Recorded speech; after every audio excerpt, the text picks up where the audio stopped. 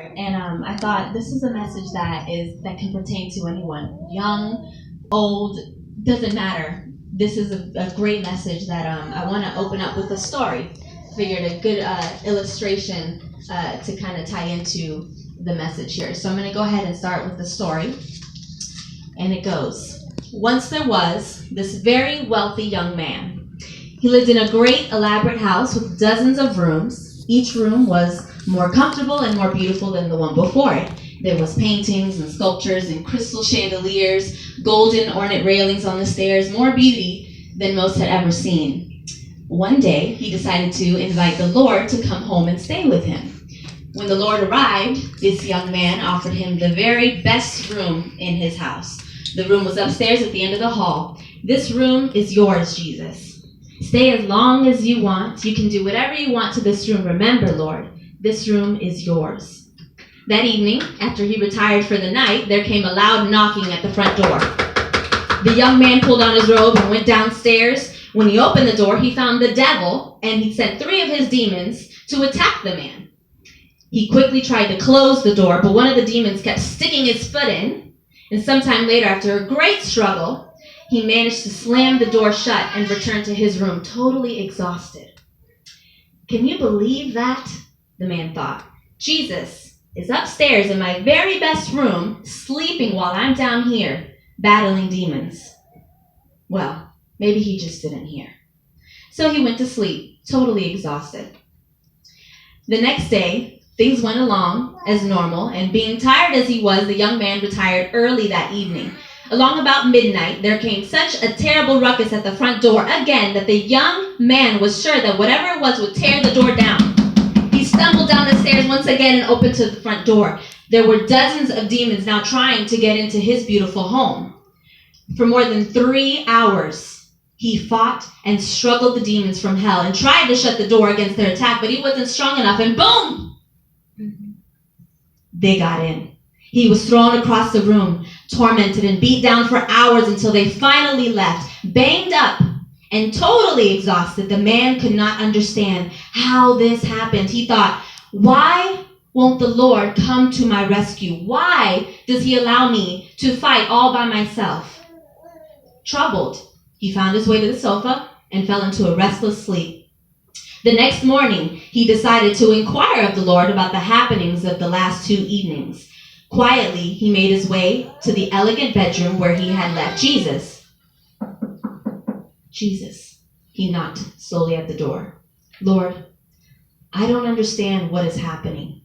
For the last 2 nights, I've had to fight the demons away from my door while you laid up here sleeping. Don't you care about me? Did I not give you the very best room in my home? He could see the tears welling up in Jesus' eyes, and he continued on. I just don't understand.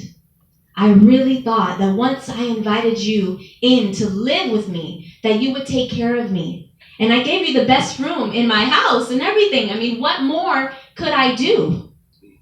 My precious child, Jesus spoke softly. I do love and care for you. I protect all that you have released into my care. But when you invited me here and asked me to stay, you brought me to this lovely room and shut the door to the rest of your house.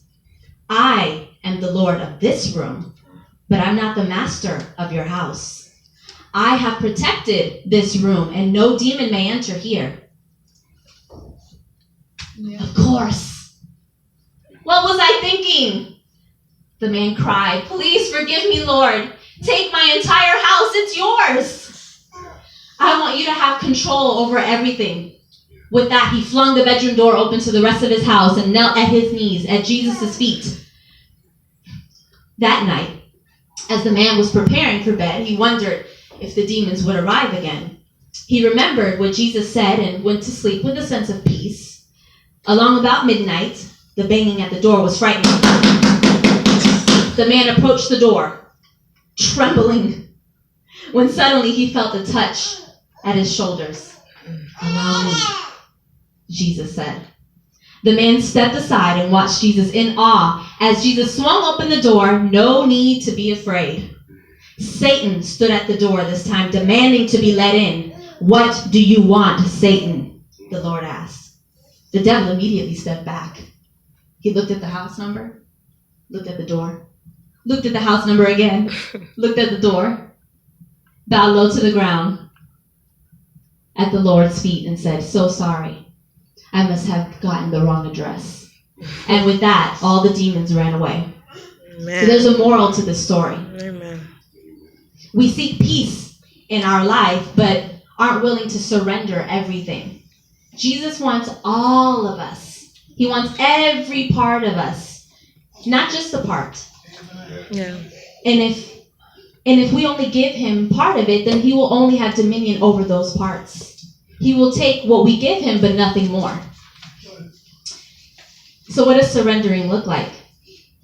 That means every worry, every anxiety, every relationship, every desire, your thoughts, your opinions, your emotion, your body, your career, the words that you speak, the things that you listen to, the things that you choose to watch, self-pity, unforgiveness, all of those things, those have a room in your house. And where does the Holy Spirit dwell?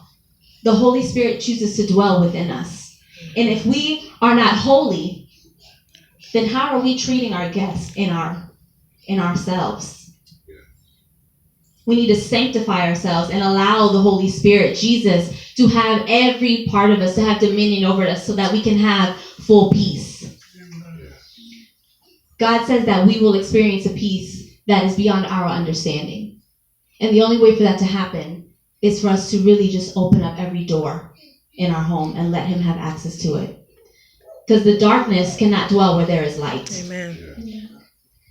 Isaiah 26:3 says, "You will keep in perfect peace all who trust in you, all whose thoughts are fixed on you." Matthew 11:28-30. Then Jesus said, "Come to me, all of you who are weary and carry heavy burdens, and I will give you rest. Take my yoke upon you.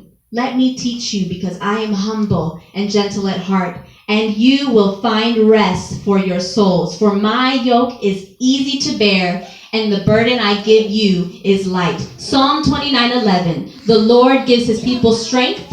The Lord blesses them with peace. We want to receive that peace today. We want to make sure that we've opened every door so that Jesus can dwell and have dominion and be the master of our house and not just compartmentalize him to certain rooms that we're comfortable with him being in. That's right. In John, it says that the thief comes to kill, steal, and destroy. But the Lord has come so that he can give us peace and give us a rich and satisfying life. So we receive that. I want to share one last thing. On the way here, my daughter, my firstborn, she's 4. Her name's Jocelyn. And we're driving here. My husband is driving, and he's eating a breakfast sandwich driving up. And he takes his hands off of the wheel so that he could, eat his sandwich. Not a very safe thing to do, but he did it. And my daughter called him out on it. And this is what she said. "Bobby," she calls him Bobby, "the car can't drive by itself." My husband and I looked at each other and started laughing because, boy, she didn't even know it, but that was an anointed thing that she just said. Because what is that saying that people say when you're frustrated or when you're going through something and you just can't handle it on your own? You say, "Jesus, take the wheel." Right? But it's true. God cannot steer a parked car. So if we were to just surrender and let God drive us, then he will drive us into perfect peace. And that's my prayer over every one of us today, that in whatever we have discomfort and wherever we're weary and whatever distress that we're going through, any anxiety, any fears, that we would just let it go and give it to God, so that in return he would replace it with his perfect peace. Amen. Yes, amen. Amen. Amen. Yes. Woo.